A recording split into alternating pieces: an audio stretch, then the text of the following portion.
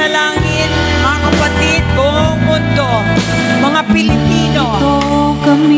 Narito kami, tayong lahat. We humble down sa iisang Diyos. Hinahanap namin kariktan ang iyong mukha. Sumasamo sa iyong pagkilos at sa himignain tanging dalangin kami katagpuin. Iparanas mo sa amin ang iyong kapangyarihan. Ipamalas mo sa yan po ating panalangin. Kalwalhatian. Gusto nating maranasan hanggang ang aming kaluluwa mapuspos ng lubusan at sa aming kalagitnaan ay bumaba ang kalangitan. Dakila ang iyong ngalan. Iparanas mo sa amin ang iyong kapangyarihan. Ipamalas mo sa amin ang iyong kalwalhatian hanggang ang aming kaluluwa'y mapuspos ng lubusan at sa aming kalagitnaan bumaba ang kalangitan. Dakila ang iyong ngalan.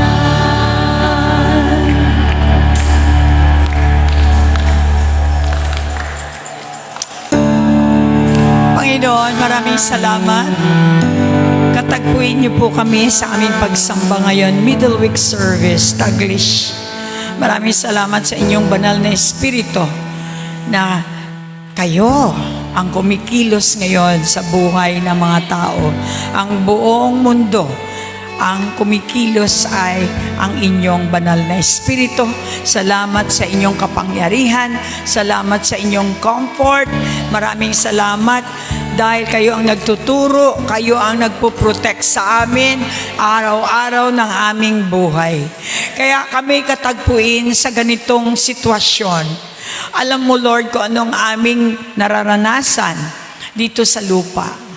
Alam namin na dala-dala mo ang lahat ng aming kailangan.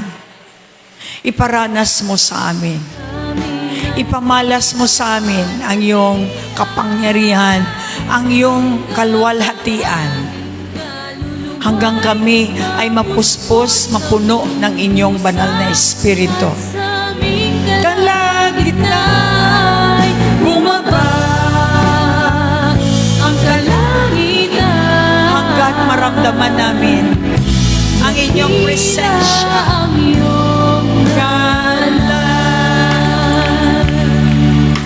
Dakila ang iyong ngalan. Ang pangalang Jesus. Maraming salamat. At nandito pa kami, Lord, upang maranasan ang inyong kapangyarihan. At ang buong mundong ito ay makaranas ng inyong kapangyarihan. Power. Hindi mo kami iiwan. Hindi mo kami pababayaan. Ang aming mga pangalan ay iniukit mo sa iyong mga palad. Purihin ka, Panginoon, sapagkat ikaw ay tunay ngang mababa. Hallelujah! Diyos na makapangyarihan, haring kataas-taasan, sa aking puso ay nananahan.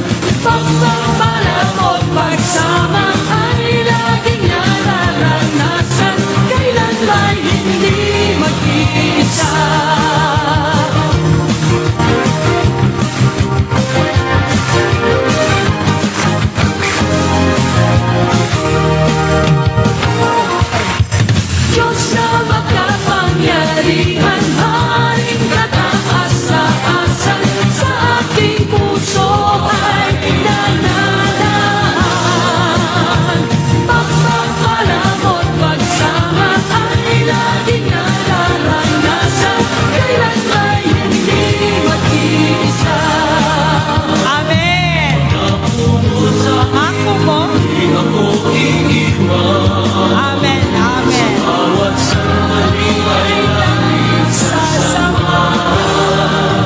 Mananasito, hatid ay kalakasan, upang lahat ng bagay ay mapagtagumpayan.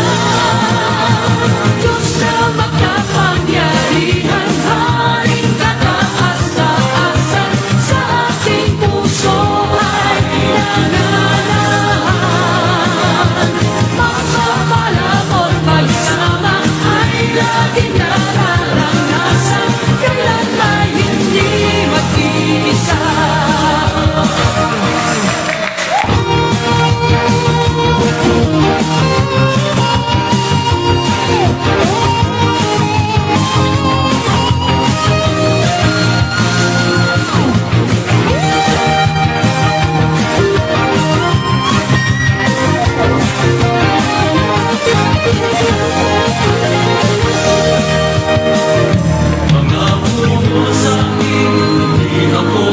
Di ako iiwan,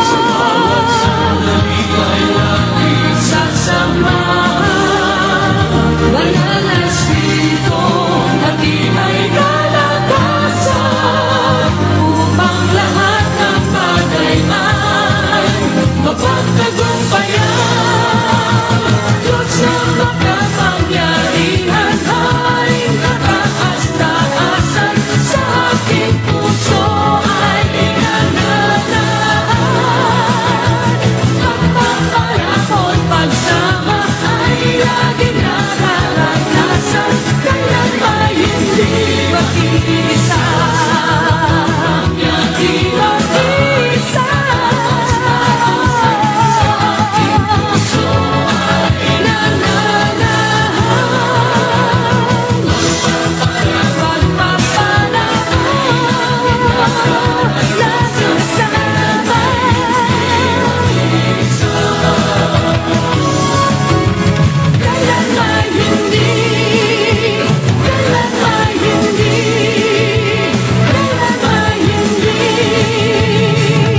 mag-iisa. Amen! Magandang gabi. Maupo muna kayo and happy birthday kay kapatid nating si Rachel. Halika rito, Rachel, at saka Jocelyn. Ipag-blow po natin muna sila ng para buong mundo naman makilala siya. Siya po ay na-stroke. Medyo kunin mo muna ito sandali. Siya po ay na-stroke bago lang. At kung paano ng Diyos na pinakita ang kanyang grasya, which is our message for tonight. I hope lahat ng nakikinig, buong mundo, pati kayo, makinig kayo, you catch the word, kasi kung ano man ang nangyari sa kanila, mangyayari din sa inyo. Katatapos lang ng stroke niya at nagkakaroon siya ngayon ng PT. Salamat sa Diyos na hindi siya napuruan kasi nga may purpose. Siguro may cake sila.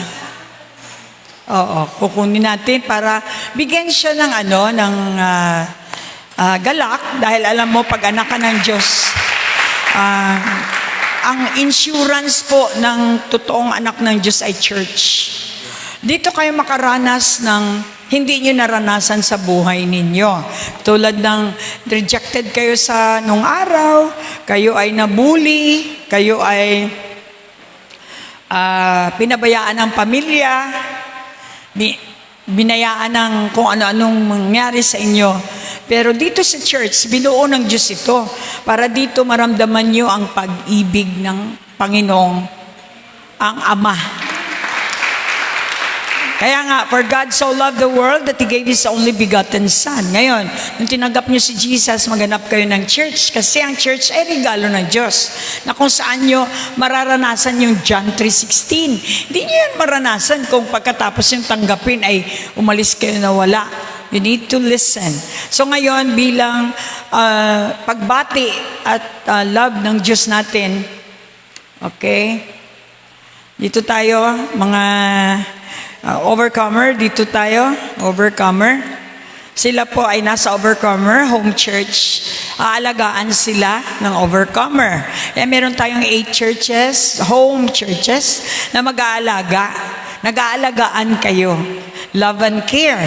Ang Ama kasi, meron siyang salita. Ito yung salita. Kapag ang salita ginawa natin, ito ay mararanasan. Palakpakan natin ang Lord. Okay. So, you blow the candle, tapos sabihin mo kay Lord kung ano ang desire mo, and we will say amen. Okay, let's pray. Father, maraming salamat sa buhay ni Russell. Ang pagbabago ay kinikredit namin sa inyo dahil ang salita nyo ay ito ang bunga. Ikaw ang Diyos na merong bunga. Ibig sabihin, ang inyong ebidensya ay nagsasabing kayo nga ang Diyos ni Russell. Kayo nga ang Diyos ng VCF. Kung bakit maraming nagbabago rito. Maraming salamat sa buhay niya. Ito ay tanda ng pagmamahal mo na you touch people dito sa church bilang magkapatiran kami. Hindi kami nagtitinginan ng aming mga mali kasi lahat kami nagkamali. Kaya nga kami dito para magbago kami. Kaya ito ang araw ng kanyang celebration ng kanyang bagong buhay din, physically and spiritually. So we pray, Father, for the anointing, break the yoke of bondage. Magmula ngayon, dahil anak mo siya, ang sakit ay hindi na mananatili sa katawan niya, sapagkat siya ay katawan na ni Kristo. Ito po ang aming samot dalangin sa pangalan ni Jesus. At yun nga, ang banal na Espiritu, ang siyang kanyang partner sa buhay niya, na siyang magbibigay ng prosperity sa lahat ng bagay. So we agree, we say amen, and just blow the candle in Jesus' name. Amen. Happy birthday to you. Happy birthday, happy birthday, happy birthday to you. Alright, sige, maupo na kayo. We go straight sa ating. Mamaya may kainan po dito. Ganyan lagi sa church. Kaya kung ako sa inyo, bakit hindi kayo didikit sa church? O ilang araw na kami kain ng kain, hindi na kami nagsasaing.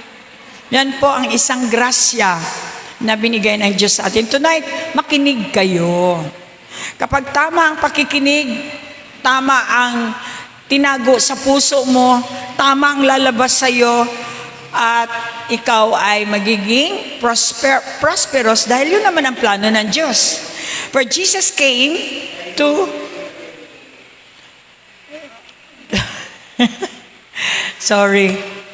to give you prosperity. Jesus came to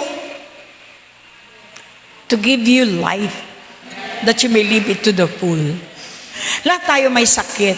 Ako nga nanginginig pa yung katawan ko ngayon, pero hindi ko yun, pwede ako mag-decide na ipapagamit ko ang last ko na lakas. Yung iba naman may lakas na kumpleto, absent pa. Kawawa ka naman, akala mo nakaisa ka, hindi, ikaw ang kawawa. Ako ngayon nanginginig, pero hindi ako kawawa. Dahil ginagamit ko yung aking lakas sa Diyos na may pangako na meron din akong lakas balik sa Kanya. Sowing and reaping. Diba? Yung tubig, kapag nilagay mo sa puso na walang tubig, lalabas ang maraming tubig. Mahina ako ngayon. Yes, God knows. But He is my strength. Kaya hindi pwedeng iupo lang ako at maglitanya ng aking nararamdaman. Yes, the fact is, may nararamdaman ako. But I can deny that. Dahil kapag dininay ko ang naramdaman ko, iaalaw ko ang strength ng Lord. Mas piliin ko ang mag-serve kasi alam ko pag nag-serve ako, may katapat na kapalit. Ang kapalit ay ang kanyang lakas. So tonight, magandang gabi po. Taglish tayo. And I am led by the Holy Spirit for you to know the real God. Hanggang ngayon, kahit BCF ay hindi pa rin tuluyang kilala ang Diyos kasi ang Diyos po ay 3-in-1. Kaya pag hindi po natin natanggap at nai-enjoy ang 3-in-1 na yan, hindi tayo nasa fullness. Pagdating ng problema, talagang makikita sa iyo, apektado ka. Kapag 3-in-1, kilala mo yung tatlong function ng Diyos natin, Ama, Anak, at Espiritu Santo. Ito ang siyang magbibigay ng kailangan mo bilang 3-in-1 child of God. Kasi anak na tayo ng Diyos. Sabi niyo, anak kayo ng Diyos. Siyempre, meron kayong Ama na mag-take care ng inyong puso. Meron kayong anak na si Jesus na mag-take care ng inyong isip. At mayroon kayong banal na Espiritu na siyang mag-take care ng ating katawan. Palakpakan natin ang Lord. So habang nagmamature tayo, nag-i-enjoy tayo. Kaya ang totoong born again ay hindi papabalik, hindi pakyat ng pakyat ng pakyat. Hindi bumababa, hindi back off. Isang gear lang, forward lang. Wala nang iba pang direksyon. Forward ang tunay na anak ng Diyos. Never give up. Natural yung magdating yung time na parang mag-give up ka. Kasi nga, normal, ikaw ay tao lang.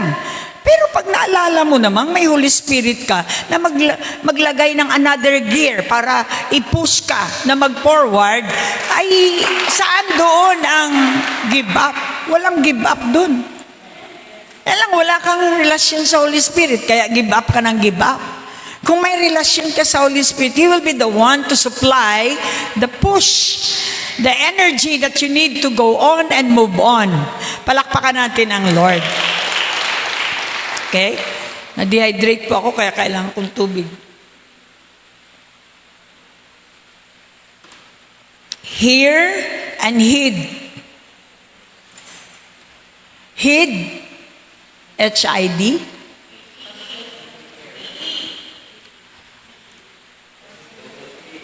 Heed, tago. Hide. Okay, heed the voice of the Holy Spirit. Yung boses po, hindi pwedeng pakinggan lang. Kaya tayo napapagod. Daming boses naririnig. Meron kang stillness sa puso mo kapag ikaw ay nag-hide ng boses ng Holy Spirit. Kasi ang boses ng Holy Spirit ang siyang magli-lead sa iyo. Hindi yung kasi. Sila kasi. Pag anak na ng Diyos, alam mo yung bibig ng anak ng Diyos. Sabi ng Lord, sabi ng Lord, sabi ng Lord. Palakpak. So we thank God for the great promise. Kailangan maalala natin, background. John 3:16, for God so loved you. Dati tayo ay nasa mundo. Background na naman, Adam and Eve sin. Kaya tayo ay naging rebelde. Na hindi naman natin kagustuhan. Pinanganak tayo sa kasalanan. Pinanganak tayong nagrebelde na ang lahat. Kaya siyempre automatic, ikaw ay anak ng rebelde. Nung tinanggap mo si Jesus, sumuko ka. Para kang komunista na sumuko sa government. Sumuko ka? May sumuko bang nag-absent? Nakakahiya kayo, mga leader. Tapos sabihin mo, leader, tinatanong ko kayo kung ayaw mag-leader, merong papalit. Remember? Remember? Huwag kang mag-alala, may papalit sa iyo. Ako, takot akong mapalitan. Ayokong maging pareho ni Judas Iscariot na pinalitan dahil siya, pinagkanulo niya ang kanyang Panginoon. Takot akong mapalitan sa assignment ko. I hope you're getting something. Medyo ayaw nyo ito dahil ito ay truth. Ang truth ay pinapaalis ka sa lie. Okay, so kailangan ko ng palakpak nyo para papasok sa puso. Mahid ba? Mahid. Kaya kayo pagod. Kaya tayo pagod. Kasi lahat ng boses talagang pinapakinggan. Higit pa dyan ang iyong boses na puro reklamo. Sabihin mo sa katabi, pinapagod mo ang sarili mo. Kapag maraming reklamo ang bibig ng isang tao, pagod dyan. Ibig sabihin, walang boses ng Diyos kasi ang boses ng Diyos ay nagbibigay ng kapahingahan. So yun po ang background. Sabi ni Jesus, it is not good for you, talking about the disciple, kasi tayo po dito sa BCF, I see to it na kayo ay disciple. Kung kayo ay baguhan, kayo ay, yun nga, kung walang love dyan sa Greenfield, talagang hindi ano ang tao. Hindi nila maabot yung kaya nilang talikuran ang trabaho dahil sa pagsamba. Hindi nila maabot yan. Kung wala silang love na naramdaman doon sa home church. Church natin must be home. Dahil tayo ay nag-home na, nagbalik na tayo, galing tayo sa rebellion, pumunta na tayo doon. Ang church nagtatrabaho. Anong tinatrabaho ng church?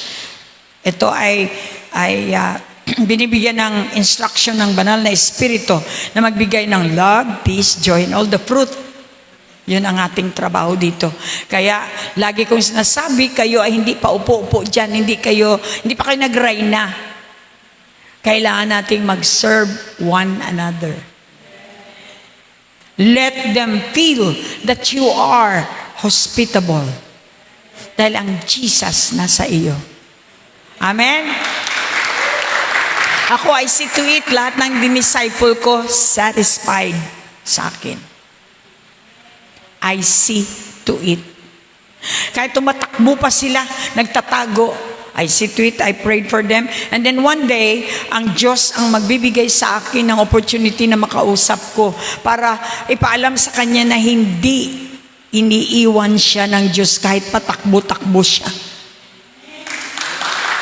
Ano ang evidence?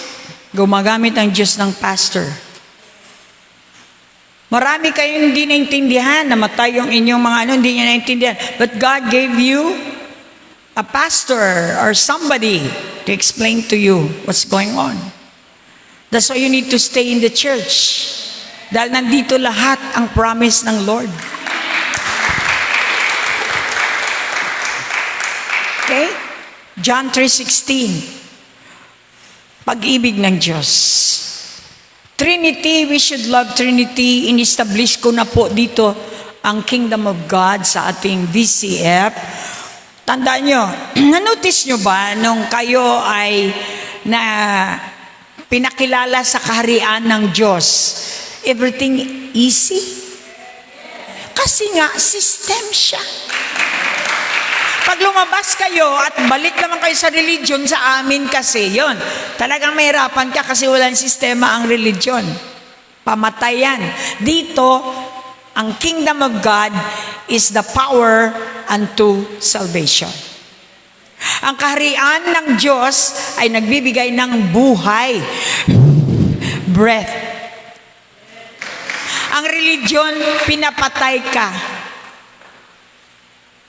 Ang kingdom of God, ang king at saka ang kanyang management, ay kingdom, domain is management. Binibigyan ka ng inyong karapatan bilang anak sa kaharian.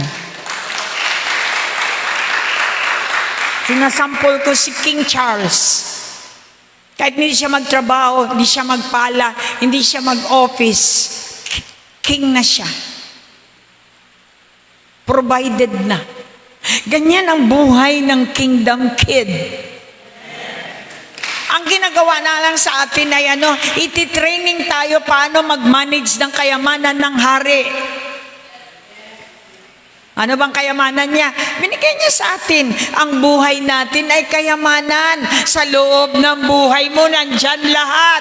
Isip, talento, lahat, gifts, lahat. Ito, ang buhay ay regalo, kayamanan ng Diyos.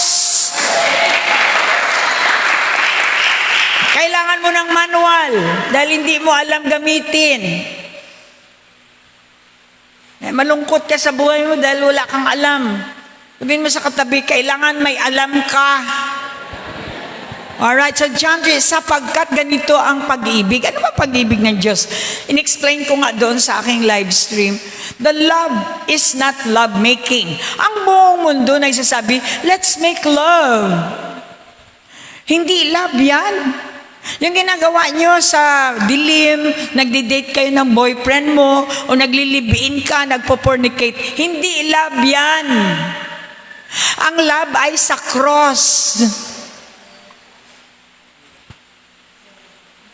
Ang love ay mamatay ka sa iyong sarili upang mabuhay ang love. Because God is love. Ang kasalanan ay hindi love. Lust yan.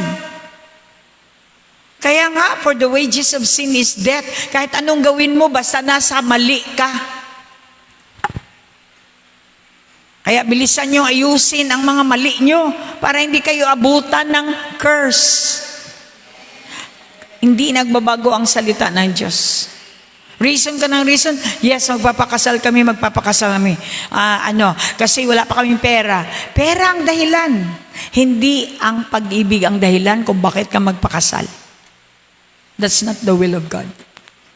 Kaya marami ang hindi kinasal ngayon. Hindi nagpakasal dahil sa pera. Dahil walang pahanda. Anong klase yan? Hindi pag-ibig. Pride. Hindi yan sa Diyos. Tingnan mo, saan na yung kinasal natin dito? Ngayon may katrubol-trubol na kayo, I'm sure. Sabi ng salita ng Diyos kung hindi totoo ang iyong pag-ibig, yan ay lust. Yan ay may consequence. Anong lust? Yun. Mahirap. Ang pag-ibig ng Diyos ay walang hirap. Kahit mahirap siya, para sa iyo hindi mahirap dahil nagbibigay ang Diyos ng grasya. So sa righteousness lang ang grasya ha. Pag unrighteous, wala. Kaya nga kingdom. The righteousness, peace and joy in the Holy Spirit. Ang banal na Espiritu hindi dapat mawala kasi siya ang pinagmulan ng righteousness, peace and joy in the Holy Ghost. Kaya doon sa Holy Spirit natin makukuha ang system ng Diyos. Look at your neighbor. Ano bang ginagamit mong sistema?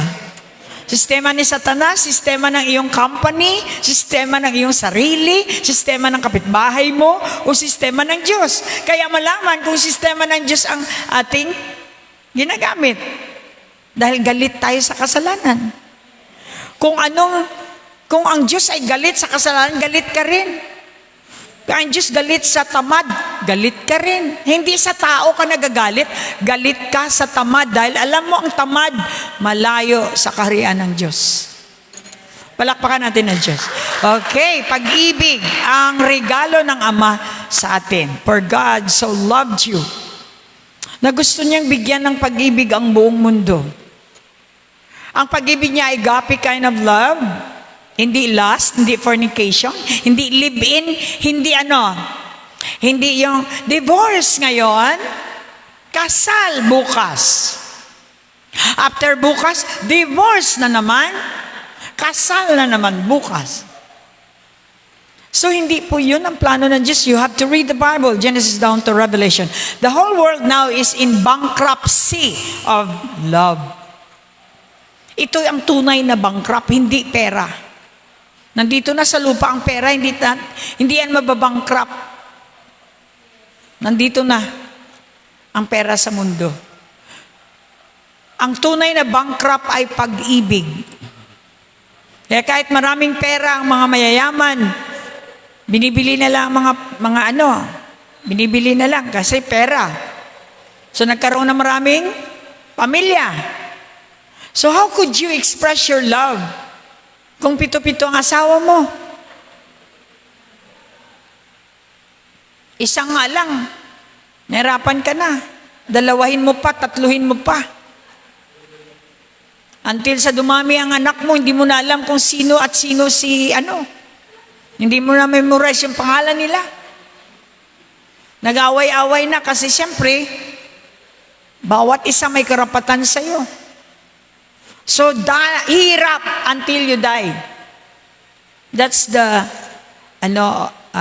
consequence ng lust. Pinag-aralan natin. Kasi salamat sa Diyos, hindi pa tayo namatay. Napag-aralan natin. So, dahil umibig siya, nagbigay. Anong binigay niya? Bugtong na anak. Masakit sa isang ama na mamatay ang kanyang anak, kaisa-isang anak. Masakit na masakit yan. Pero dahil sa pag-ibig niya sa atin, kailangan niyang ibigay ang kanyang bugtong na anak upang ang sinumang sumampalataya sa kanya ay hindi mapapahamak. Dahil mahal ka nga ng Diyos, ayaw niya mapahamak ka. Binigyan kanya ng the Son. Hindi magkaroon kundi magkaroon ka ng buhay na walang hanggan. So, dahan-dahan nating naintindihan ang meaning ng cross. Ang cross ay kamatayan. Ang cross ay nag-produce ng dugo na siyang magbibigay bayad sa aking kasalanan. Ngayon, dahil sa pananampalataya ko, naniwala ako ng kasalanan ko ay binayaran na. Feel ko naman, na-feel ko. Hindi ko nga nakita yung pero naramdaman ko by faith na magaan ang buhay ko ngayon dahil naniwala ako ng kasalanan ay nabayaran na.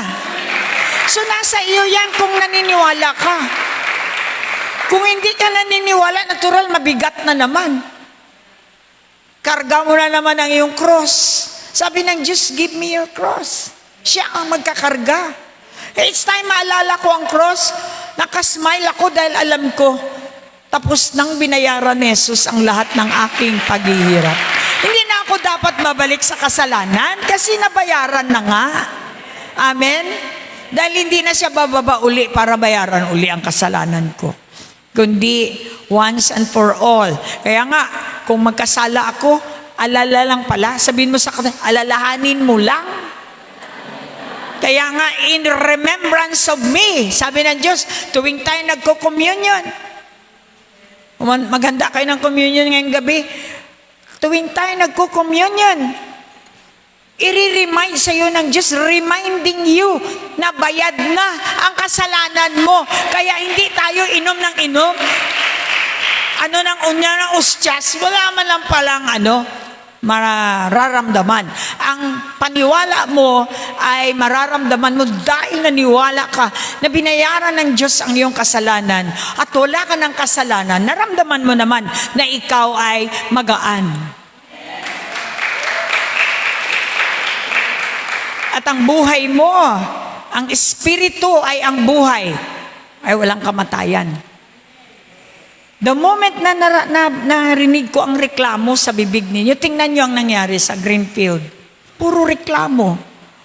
Sa Maybo, puro reklamo. Alam mo, sa Holy Spirit, naririnig yan ng Holy Spirit. Kapag may Holy Spirit si pastora ninyo, naririnig niya rin ang mga reklamo ninyo. Plus pa nakikita sa galaw nyo. Ayon sa salita ng Diyos. Kaya kailangan natin malaman ang boses ngayong gabi ng banal na espiritu para hindi tayo mahirapan. Very important. Next. Ito ang sabi niya. Nilikha ng Panginoon Diyos ang tao mula sa lupa. Siyempre, we are made of clay. Hiningahan niya ang tao at hiningang nagbigay ng buhay kaya ang tao ay naging buhay na nilalang. Pag wala ang hininga ng Diyos, hindi tayo buhay na nilalang. In other words, pag nawala ang kanyang banal na espiritu, ayon sa salita ng Diyos, pag tayo magbasa, the breath of life is the Holy Spirit. Siyang nagbigay ng buhay sa salita. Ang salita ay literal lang, kaya pwede kahit nagbabasa ka, nagpo-fornicate ka at the same time. Dahil walang kapangyarihan ng salita. Not unless na ang banal na espiritu ay nasa salita. So paano mo makuha ang banal na espiritu? Umalis ka sa kasalanan.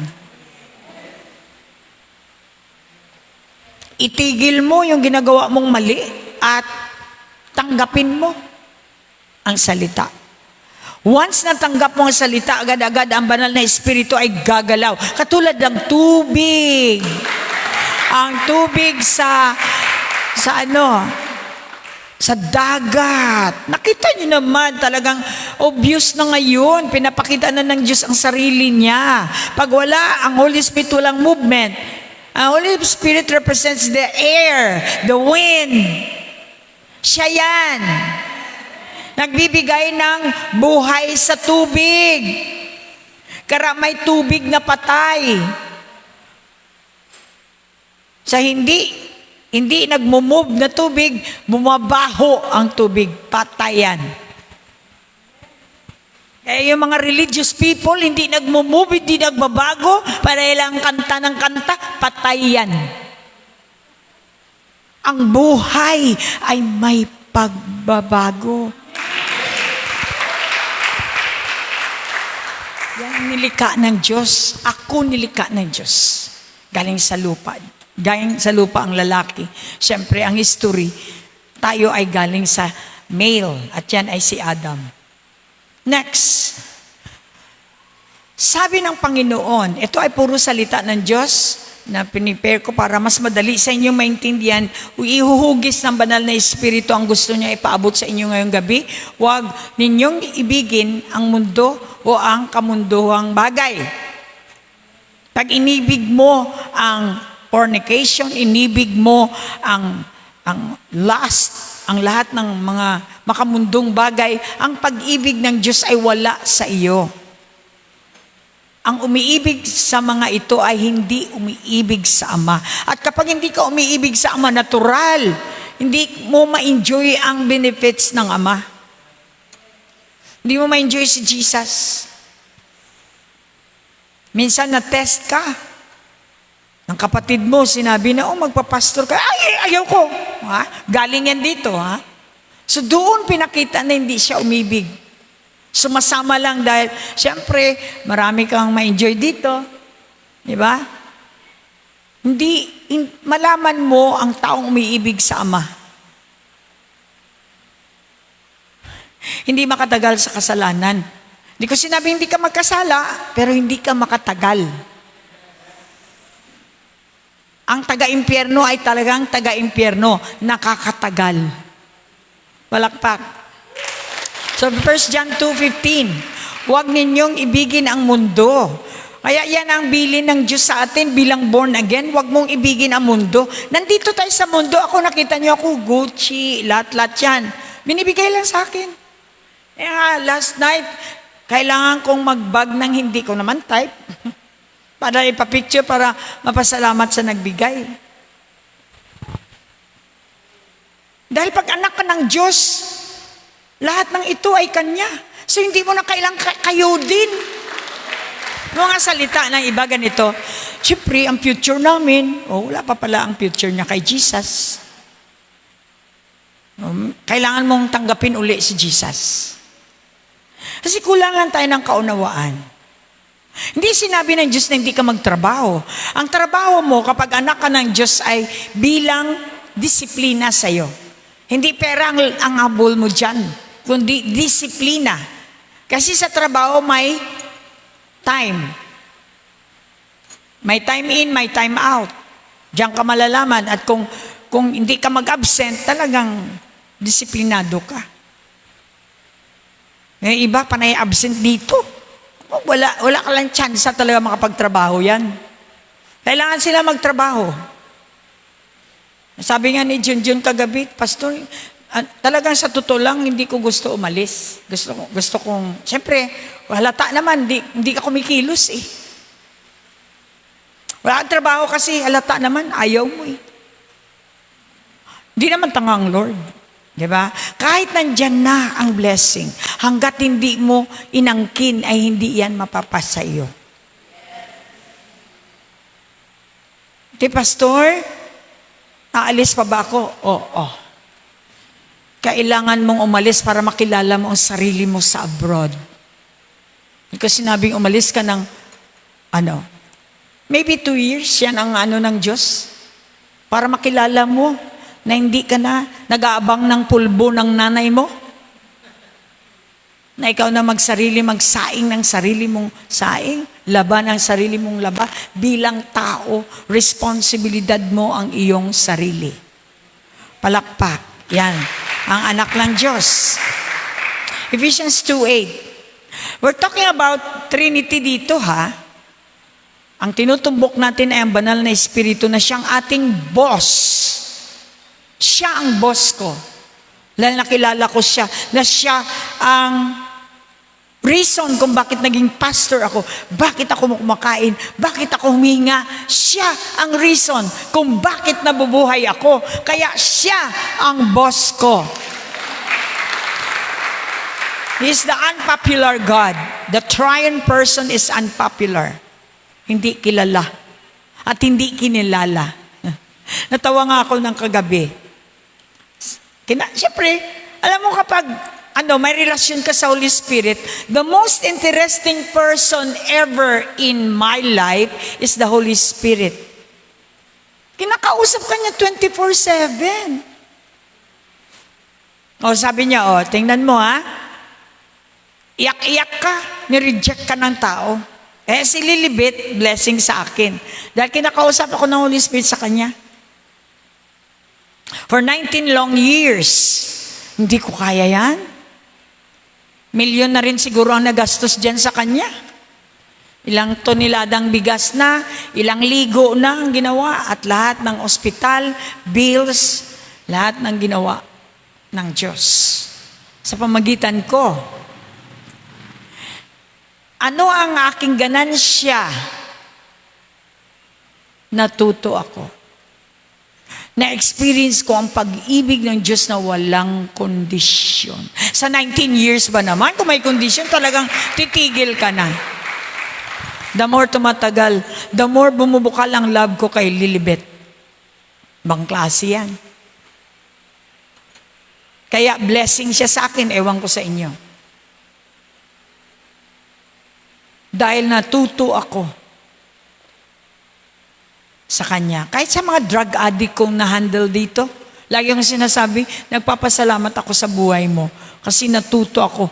Hindi ako rehab center, pero natuto ako mag-rehab. Dahil sa iyo. Hindi niya maintindihan yan, kahit si Lilibet. Pero, naramdaman nila ang pag-ibig ng Ama. Unconditional love.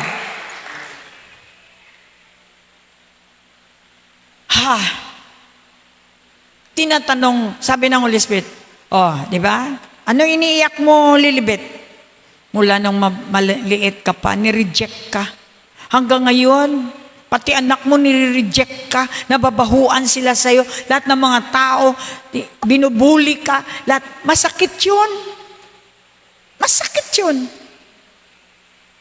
Ngunit ang Diyos, ang Ama,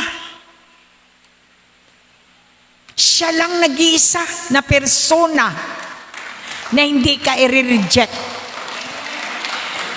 Kaya sabi ni Lilibet, Nay, ikaw na lang nagbibigay na inspiration sa akin para mabuhay. Wala na akong reason para mabuhay pa. Sabi ko sa kanya, hindi ako ang Diyos. I always give the credit to God. Dahil kung hindi sa Diyos, hindi ko rin magawa yan. Sabi ko, iyak-iyak ka dyan? Sabihin mo sa katabi, ganun ka rin. Iyak-iyak ka, nireject ka ng tatay mo, nireject ka ng ano mo, inabuso ka, ninakawan ka, iyak-iyak ka dyan.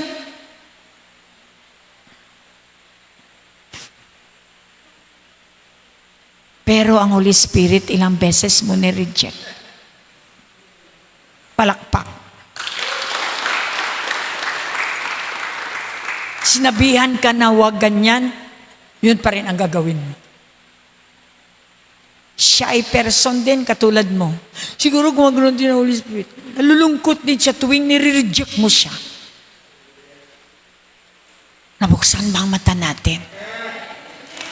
Kaya walang reason ka para mag-imot-imot kahit matanda ka na. Nandun pa rin yung hindi ka minahal ng kapatid mo. Mula pa noon, hindi ka kinakailangan ng nanay at tatay mo. When I was, example na to, gustong-gusto ko ang love ng mother ko. Paborito niya ang pangalawang anak niya. Halos binibili ko na ang nanay ko para lang mapunta sa akin ang kanyang attention. Pero talagang nandoon siya sa kapatid kong si Julie. Ginawa ko na lahat. Parang bilhin ko na lang ang mother ko. Gusto ko yung love niya na hindi ko nadama.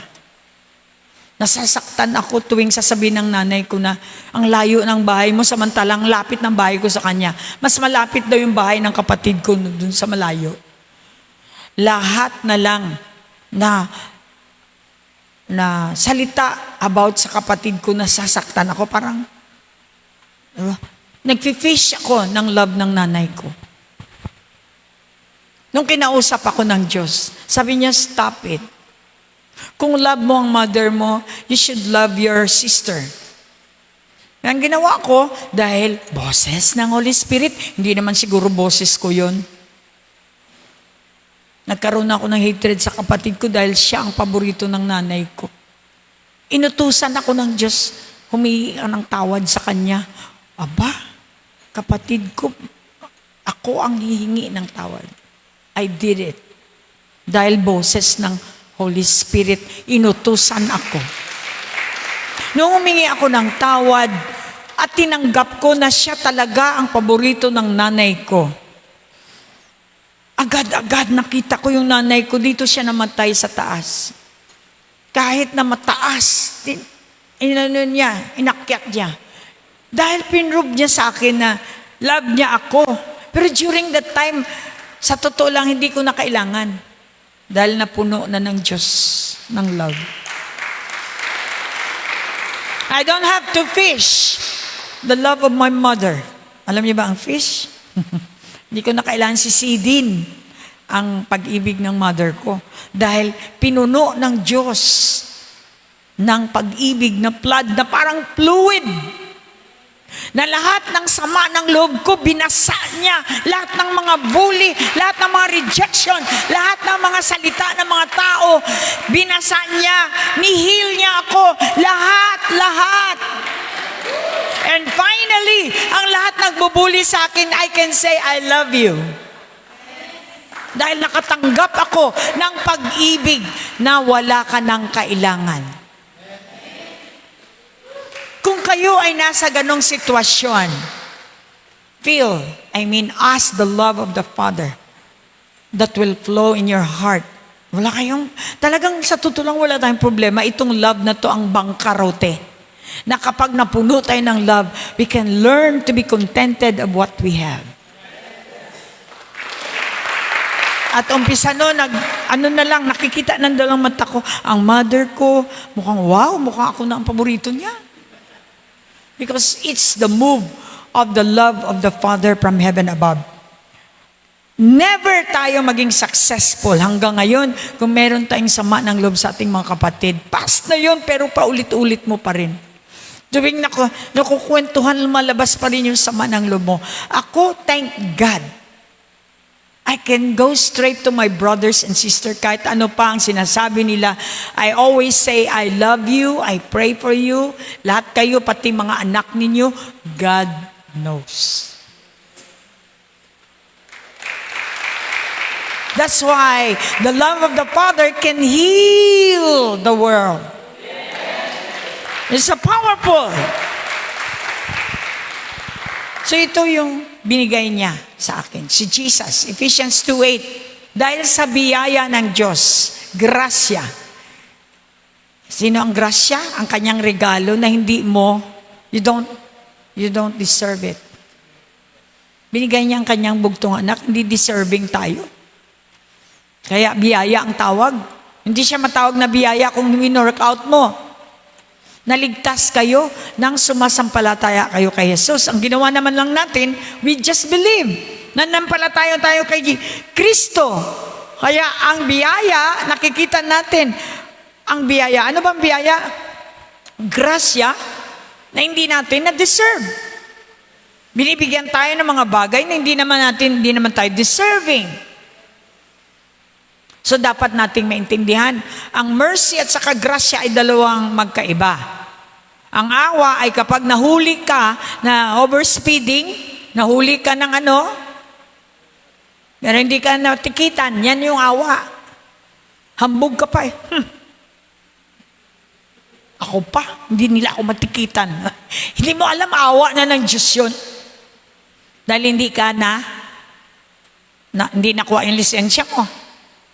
Yung grasya ay yung nahuli ka, hindi ka na tinikitan, binigyan ka pa ng pera, kaya nga amazing grace ang tawag. Palakpak!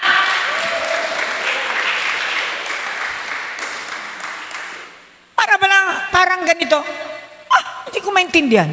Ako na nga nahuli, ako pang nabigyan ng pera. That's grace.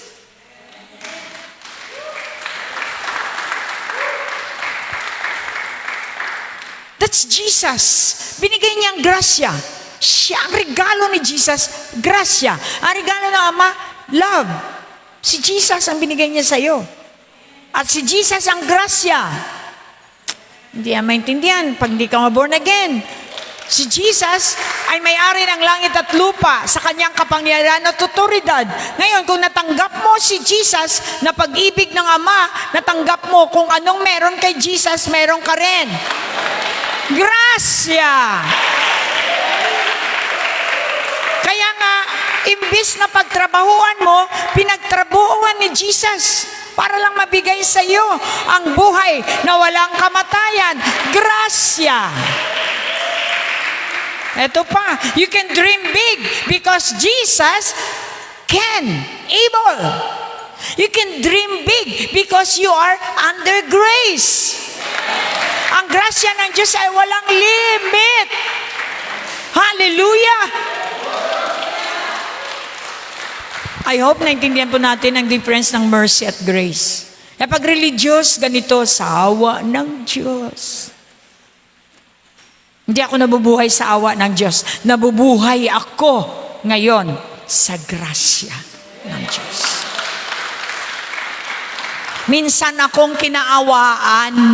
Ayoko naman na araw-araw na lang kaawaan ako, di beggar. Kaya nga tingnan mo yung mga religious, parang palibre.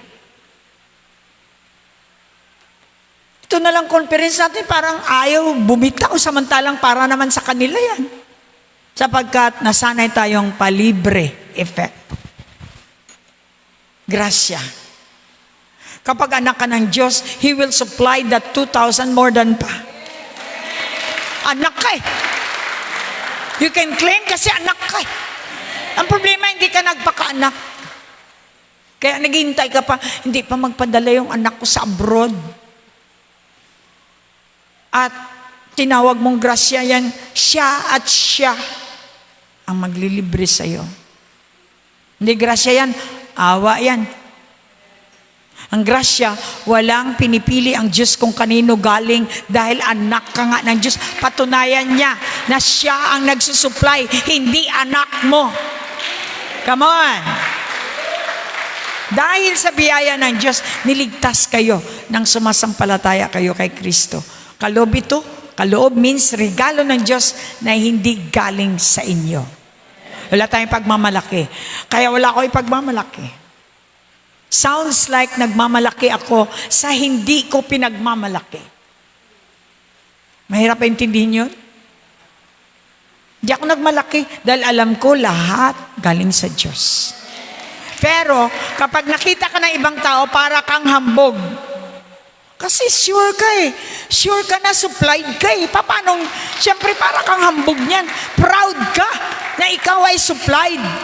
Ano man ang mangyari, mag-COVID-19, COVID-91, 21, 101, alam mo, na supplied ka.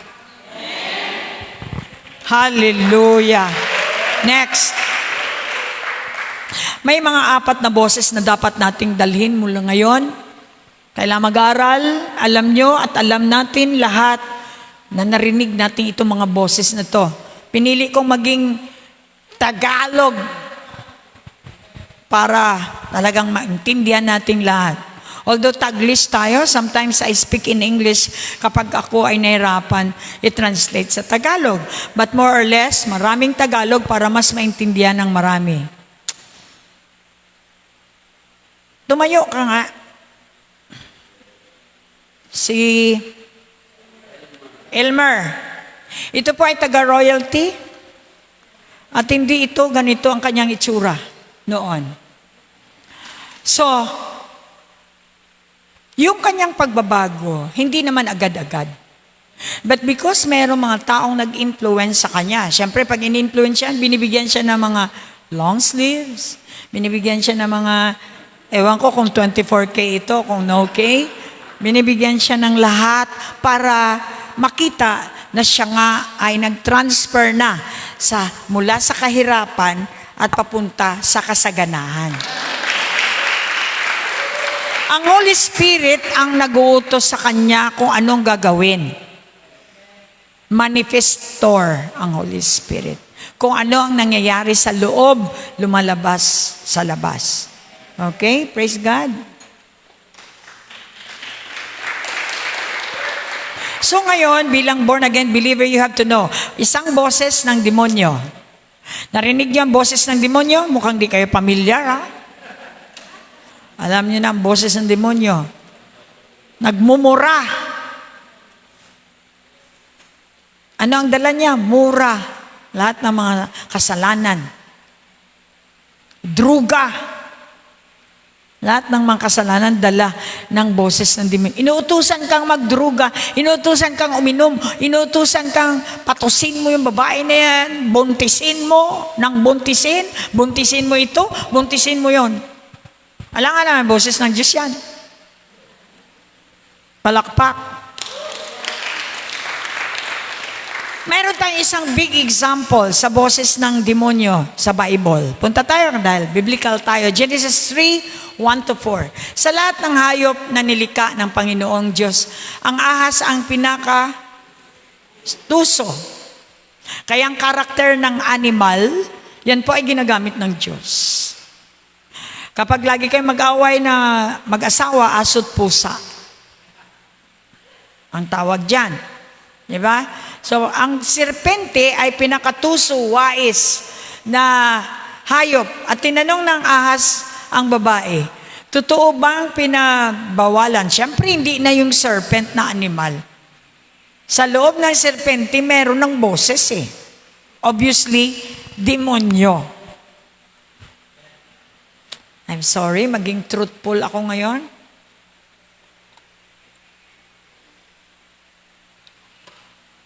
Paano nagkaroon ng boses ang serpent? Animal yan. So mayroong espiritu behind the serpent. Pag may Adam's apple ka, paano kang nagkaroon ng boses na malambing?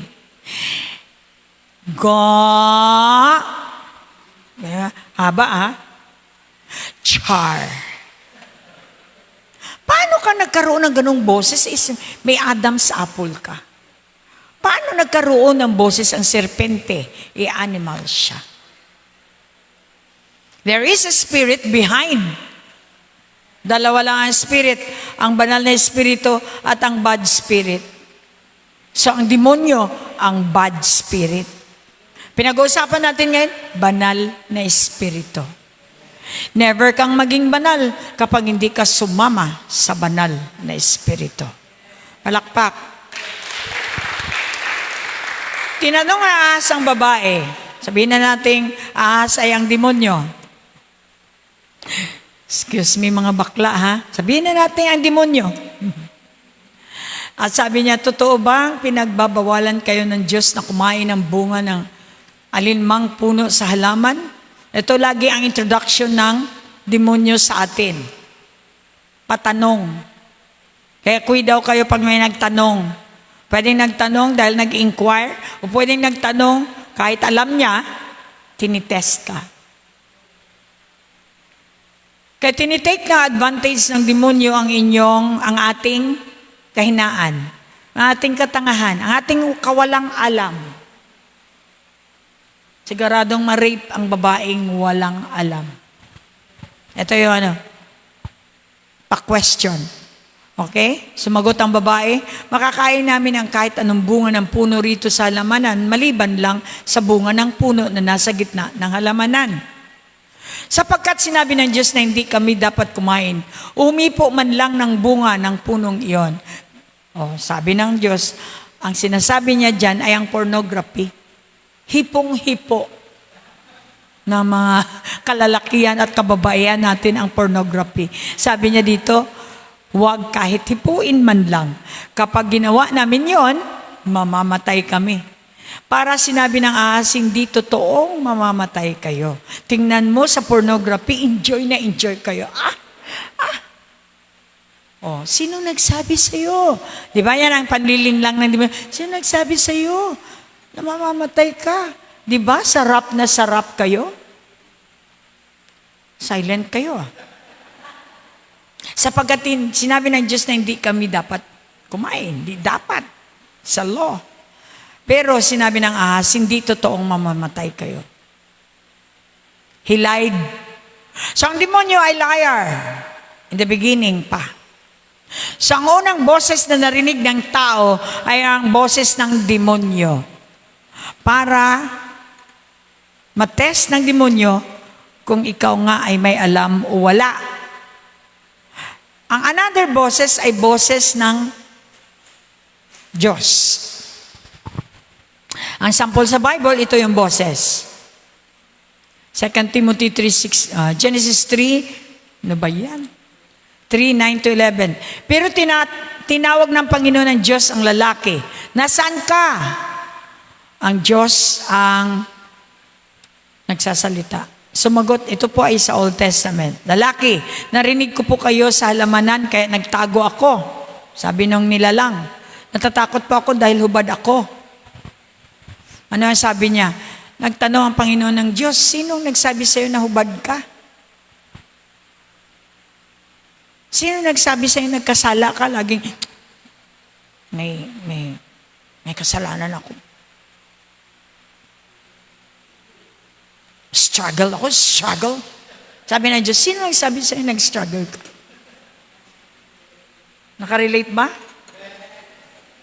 Ang tanong ganito, kumain ka ba ng bunga ng punong kahoy? Nagporno ka ba? Pakishare ito sa buong mundo. Para maligtas ninyo ang hanggang ngayon ay nandun pa rin sa pornography, nakadikit. Kumain ka ba ng bunga ng punong kahoy na sinabi ko sa iyo na huwag ninyong kakainin? Yan ang boses ng Diyos. Kaya next time, kahit ngayon, pagkatapos nito, kapag nagrereklamo kayo sa akin, una agad ang sabi ko, repent. Dahil eto, ayon sa salita ng Diyos, may ginawa ka. Hindi pwedeng wala kang ginawa. Naintindihan? Did you get something? Dapat palakpakan nyo ang Panginoon dahil binigyan kayo ng hint. 20 minutes before take off. Okay? 1 Kings 19:12-13, pagkatapos ng lindol, may apoy. Ito ang okay, hindi ito. Ito ay Holy Spirit eh. Ang boses ng Ama. Yan, ang boses ng Ama. Sa New Covenant, ang boses ng Ama ay ang salita, which is Jesus, is the voice of God. The exact representation. Parang ang Ama na rin ang nagsalita. Nandito siya for 33 and a half years. Ang salita niya ay salita ng Ama. Dahil ayon sa Book of John, lahat ng sinasabi ng Ama ginagawa ko. Wala akong ginagawa na hindi sinabi ng Ama. Therefore, ang Ama ay nagsasalita sa pamagitan ng anak. Palakpakan natin ang Lord. Ang banal na espiritu, boses ng banal na espiritu. Ng Diyos yan. Ito sa Old Testament, kasi ang Diyos ay tatlong format. Salita, which is the Word of God, Jesus, at ang banal na espiritu. Yan ay Diyos Naintindihan ba natin? Ang Diyos ay isa, ngunit tatlo ang kanyang description. Malalaman mong totoo ang Diyos ng isang tao kapag may salita, meron pang gawa. Walang gawa ang salita, hindi Diyos yan. Pwedeng ang kinin ni Satanas. Kaya wala kang kapangyarihan eh. You cannot overcome your struggle. Nag-struggle ka kasi sarili mo ang iyong dinidependehan. Hindi ka nagdidepend sa Diyos. Kapag nagdepend ka sa Diyos, siguradong walang struggle. May struggle tayo minsan pero hindi tatagal. Kasi ililid tayo ng Diyos sa solusyon ng ating mga problema. 1 Kings 19:12-13, pagkatapos ng lindol, may apoy na dumating pero wala pa rin ang Panginoon sa apoy. Kaya huwag kayong maniwala kapag sinabi noon na ang symbol ay apoy, ang Holy Spirit, which is holy fire nga naman siya. Pero kailangan mong mag-test kung ito nga ay banal na espiritu. Pagkatapos ng apoy, may narinig siyang tinig na parang bulong. Sino nagsasalita? Si Elijah. Kung marinig ito ni Elias, nagtakip siya ng kanyang muka, gumamit ng kanyang balabal, lumabas siya at tumayo bungad ng kuweba. Biglang may tinig na nagsabi sa kanya, ano ang ginawa mo rito, Elias? Yun ay boses ng Diyos, boses ng banal na espiritu. Small, still voice. Na walang tao, ngunit sa loob talagang klaro na kinakausap si Elias ng Panginoon. Okay? So kailangan, may ano kayo, ngayon, ilang 21st century na ang nakaraan. Ganon pa rin siya. The Holy Spirit is speaking. Ang Holy Spirit ay kinakausap ka araw-araw. Hindi mo lang naririnig sa sobrang daming boses na iyong naririnig. Naintindihan ba natin? Okay. So, yung tip natin kahapon, ibabalik natin. Unang tip, kung gusto mo talaga, nakakausapin ka dahil tandaan ninyo, ang banal na espiritu ang siyang buhay natin. Siya ang partner natin sa buhay. Siya ang magbibigay sa iyo ng prosperity. Siya ang magbibigay sa iyo ng lahat mong kailangan. Nasa Kanya ang lahat. Parang kanta ni Padilla, no? Nasa iyo na ang lahat. Ang totoo, nasa Holy Spirit na ang lahat. Ang mundo ganito, sana all, sana all. Dahil wala kayong Holy Spirit, talagang wala kayong all. Mayroon kayong lagi partial. Kaya laging yung baptism lang, wisik-wisik. Yung blessing, wisik-wisik. Huwag kayong maniwala. Kapag marami silang pera, may motorbike, may bahay, may kung ano-ano mga pinapakita sa inyo at sasabihin nilang bless sila. Ang BCF hindi naniniwala. Hanggat hindi nakikita ang tatlo, ang material na bagay ay hindi blessing. Mukhang hindi maka-amen yung iba. Ang material na bagay ay hindi blessing. Ang blessing ng Ama ay ang kanyang banal na espiritu. Ang material ay epekto ng supply ng blessing.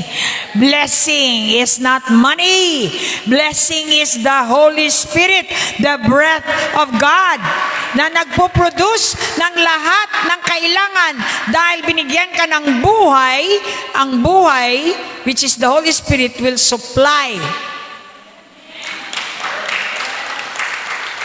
Dito tayo na tuturete. Blessing. May dagdating na blessing, pera. I am blessed. Past tense already. Dahil tanggap ko na ang promisa ng Diyos. The promise of God is the Holy Spirit. Natanggap mo na ba? Then you are blessed. You are blessed to be a blessing. Kaya ka namimigay. Kaya ka namimigay. Dahil ikaw ay nakatanggap na. Amen. Alam ko hindi masyado maintindihan ng mga baguhan pa.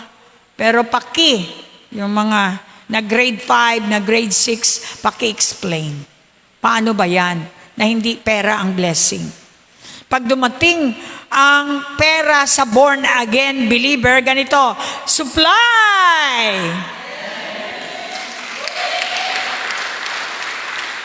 Hanggang ngayon, blessing pa rin tawag natin. Katulad pa rin tayo ng mga kamundo din. Blessing, blessing.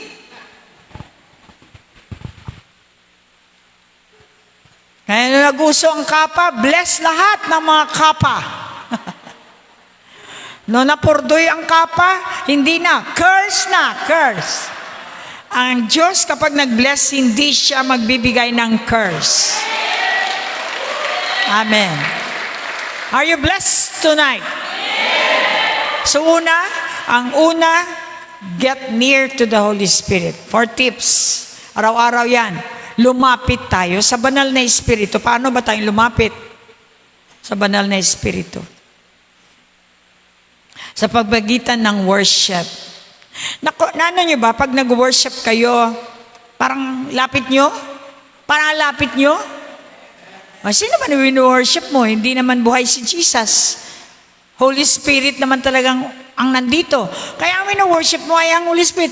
Lumapit ka sa Kanya sa pamagitan ng pagbibigay halaga.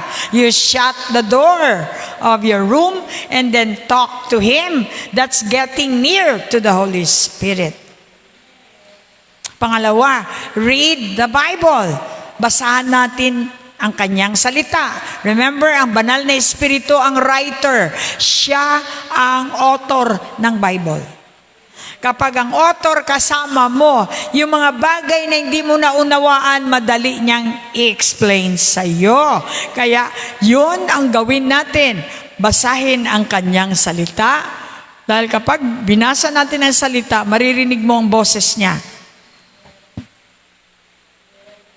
Nababasa mo ang salita ng author.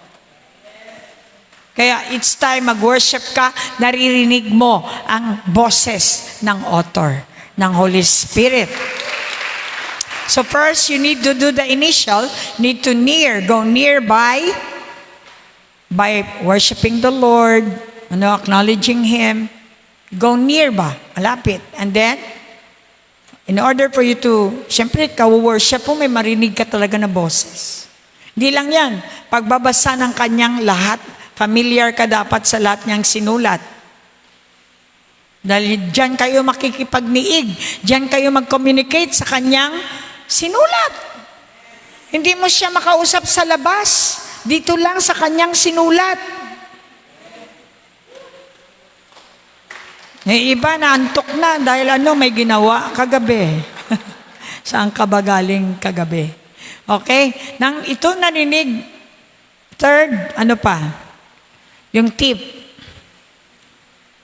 Anong gawin natin para tayo ay walk in the Spirit. Ibig sabihin, obey. Pag narinig mo ang boses, hindi lamang narinig. Isang portion narinig mo. Pero yung ikalawang portion, you take heed. Itago mo sa puso mo ang iyong narinig. You hear, and then you take heed doon sa narinig mo sa Kanyang banal na Espiritu. Paano mo malaman na banal na Espiritu nangungusap? Dahil ito ay nasa salita. One confirmation. Example, pag sinabi ng Diyos, mamigay ka, bigyan mo si ng ganito, pera.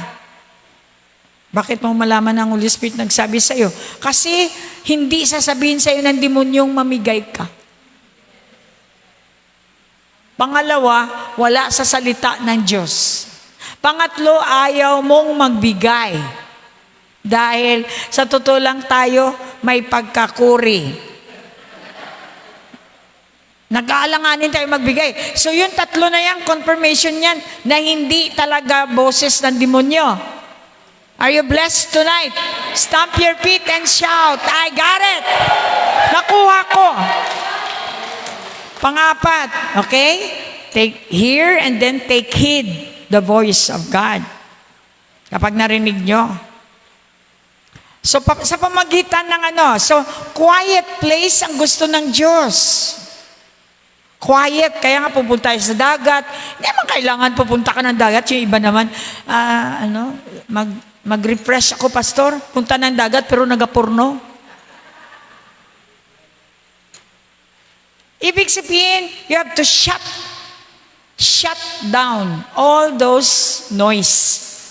Ang mga noise, hindi kahit saan ka pumunta na bundok. Kapag ang utak mo merong mga string attached sa mundo, magulo na dati kahit saan ka ilagay na. Kahit sa taol siguro, ilagay ka doon, magulo pa rin ang isip mo. Dahil yung utak mo ay maraming noise. Shut down the noise. Siyempre, tanggalin mo yung TV, tanggalin mo yung cellphone, tanggalin mo lahat yan, shut down. Yung iba, nag-aaral pero nag-cellphone, kung ano-anong pinapakinggan pag umaga, mga kung ano kaganapan sa mundo, kasi gusto talaga siya ang mauna. Sabi ko, di ako interesado. News ito. O nga, anyway, mamayang 10:00, marinig ko rin naman yan. Unahin ka muna si Lord. Amen? Sa ayaw mo sa gusto makaabot sa iyo may na-hold up sa tampakan. Bakit kailangan mauna ka? Meron bang prize? Nabuksan bang mata natin? Stamp your feet again. Get hid. Bakit ko pinastamp ang feet mo? Kailangan i-receive. Kailangan ma-penetrate sa heart ninyo. So, the voice of God needs quietness. Ikaw mapag-isa. Kaya kapag ikaw ay lonely, matatawa ka na ngayon dahil naunawaan mo. Hindi ka lonely. Ibig sabihin, gusto ng Lord, kausapin ka. Alone with God. Hindi mo naintindihan. Lonely ko ba? Hindi ko balaan kung ano yung ko. Born again ka, may Holy Spirit ka. Ibig sabihin ng lonely, pag leader ka, lagi kang lonely. Bakit lagi kang lonely ngayon leader ka na? Sapagkat gusto ng Lord, walang tao. Gusto niya kang kausapin dahil leader ka. So bakit maraming noise? Kasi may TV, may kung ano-anong pinagagawa mo. Samantala ang Diyos nagsasabi sa'yo, ang Holy Spirit nagsasabi sa'yo, pwede ba kitang makausap? Para naman maging maganda ang ministry sa may para ganito, may strategy sana akong sasabihin sa iyo ba? Wala busy ka di noisy. Quiet.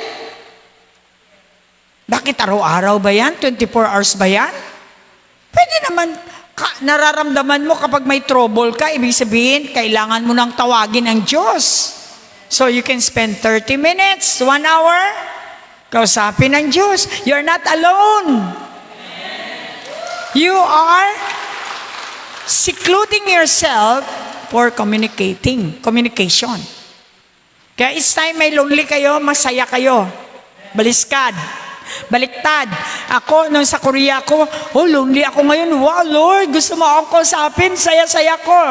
See? Ganon ang unawa ng loneliness sa born again.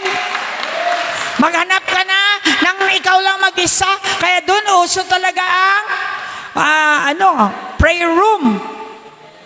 Yung ikaw lang isa, may sigaw-sigaw ka dyan. Yan ang prayer room doon sa Korea. Doon ako natuto na kapag lonely ako, dahil malayo ako sa pamilya ko, ibig sabihin pala, it's time for you to close door. I want to talk to you. Ang sarap!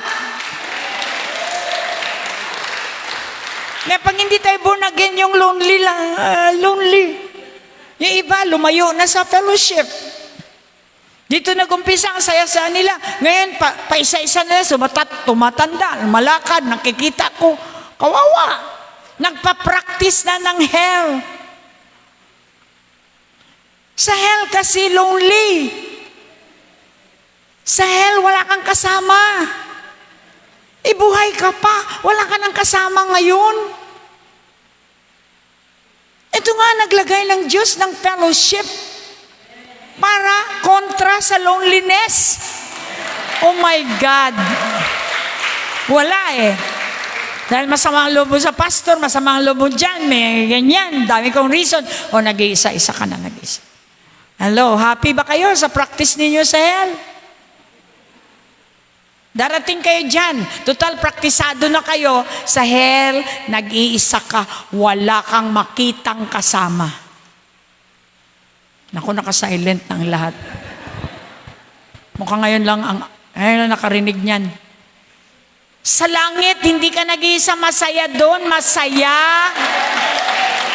Praktisin na natin dito. Kaya tayo nagpapakain, nag-iimbita, pumupunta, nag-iimbita. Kagabi, nandun na naman kami kay Dr. Agad. At nandun yung mga nagtatago sa akin ng mga BCF. Di ba? Ganun lang. Masaya ang gusto ng Diyos. Kung kuripot ka, talagang malunli ka. Bilang na bilang yung pera mo. Pero sana, bumili ka ng sample. Yung pera mo, kukunti lang, bili mo ng saging. Imbitahin mo yung 2-3, mag-pray kayo. Mamaya, imbitahin ka rin nila. Spaghetti naman yung kanila. O di. Ganun. Ganun ang system ng Lord. Gusto niya maging masaya. Kaya hindi ako nag-alala kung tatanda ako dahil alam ko maging masaya ako. Ngayon pa lang, praktisado na ako na masaya ako dahil tagalangit ako. Huwag kayo magkuri-kuripot. Kaya tingnan nyo, hindi kayo sinusuplayan ng Lord. Hindi kayo magandang channel. Magandang baul kayo. Gusto ng Lord, channel. Kaya kahit saan ako pumunta, may nag-iimbita sa akin. Kasi naman, nag-plant naman ako sa kanila. Kaya wala akong dull moments. Naintindihan ba natin? Gamitin natin ang time natin sa tama. Last, ika-4 na tip. Ano yan? Yung fellowship. Always do this, fellowship and obedience. It's not enough for you to have fellowship and then marinig mo yung testimony ng iba, pero hindi mo hinid sa heart mo, wala kang plano mag-obey. So fellowship and obedience is the two key for you to be closer to the Holy Spirit. Then you can walk with the Holy Spirit. You can talk to Him. The most interesting person ever in the entire universe is the Holy Spirit. Nagpapatawa. Sabi ko, habang nililiguan ko si Lilibet, 10 lang. Siyempre, Holy Spirit, galing yan sa kababasa mo, sa boses. O, ba't ka umiiyak? Kasi ganito ako, nay, kawawa ako, ganito, ganyan. Ako hindi naawa. Nung ginawa mo yung bata, naalala mo ba ako? Hindi, di ba? O di, natawa siya. Niliguan kita, tapos doon ka sa iba't ibang lalaki. Tapos ngayon may sakit ka. Natural, magkasakit ka sa ginagawa mo. Kahit sinong lalaki na lang.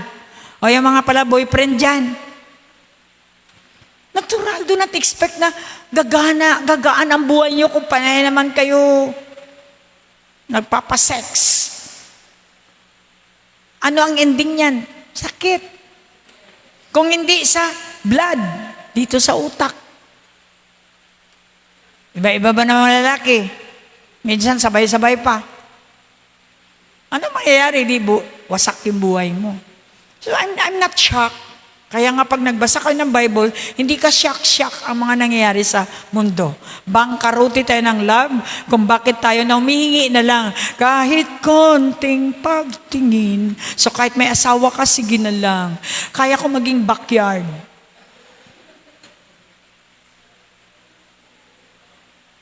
Ang Diyos may plano sa ating lahat. Gusto niya, kung anak ka niya, talagang ipoprovide niya lahat. Gusto niya bigyan ka ng mansyon, hindi bahay kubo. Gusto niya bigyan ka ng para sa'yo. Dahil you did not deserve it. Dahil nilove ka ng Diyos, binigyan ka na niya ng grasya. Sabi ko kay Lilibet, ngayon dapat kang magsaya. Dahil may pastora na hinipo ng Diyos para suplayan ang iyong kailangan at hugasan ka. Makikita mo pa rin yan sa labas, si Lilibet, humihingi-ingi. Kasi nasa utak po niya. Pero pag nandito yan, pinapagalitan kong wag humingi. Sa Diyos ka humingi dahil anak ka na ng Diyos. Tumayo tayong lahat. The voice. You have to hear. Kailangan pakinggan sa pamagitan ng paglapit sa Kanya, pagbasa ng Kanyang salita, at pagdinig through fellowship at pag-obey dahil nahid mo sa heart mo. And then you start to walk with the Holy Spirit, in the Holy Ghost. Imposibleng mabackslide ang taong nabubuhay na sa banal na Espiritu. Yan ang born again. Hindi ko sinabing hindi kayo magkasala. Magkasala tayo, bumabawi tayo agad. Kasi nandito na siya sa loob mo. Babawiin ka. Hindi kanya gustong masunog.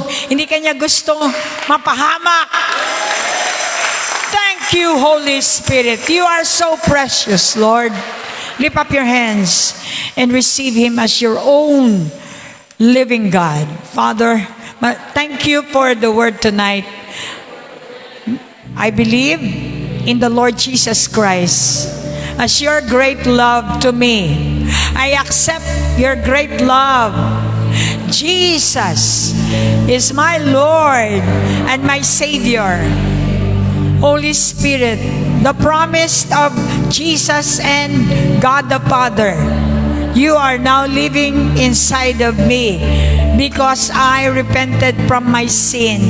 Thank you, Lord, sa dugo mo na naghugas ng aking lahat ng kasalanan. I am white as snow. As you promised, lahat ng kasalanan ko ay iyong huhugasan. At maraming salamat sa inyong promise, regalo na banal na Espiritu na magmula ngayon. Lord, Holy Spirit, you are my boss. Whatever you say, I'll bow down, I'll do it.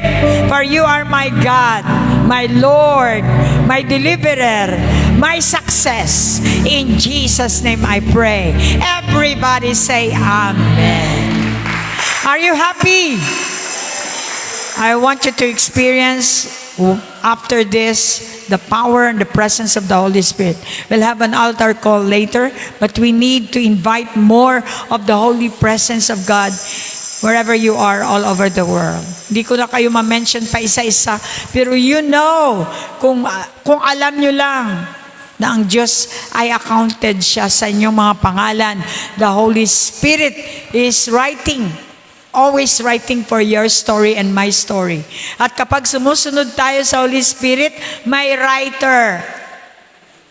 Binabago niya ang iyong story. So tonight, damhin mo ang presensya niya. He is alive. He is in the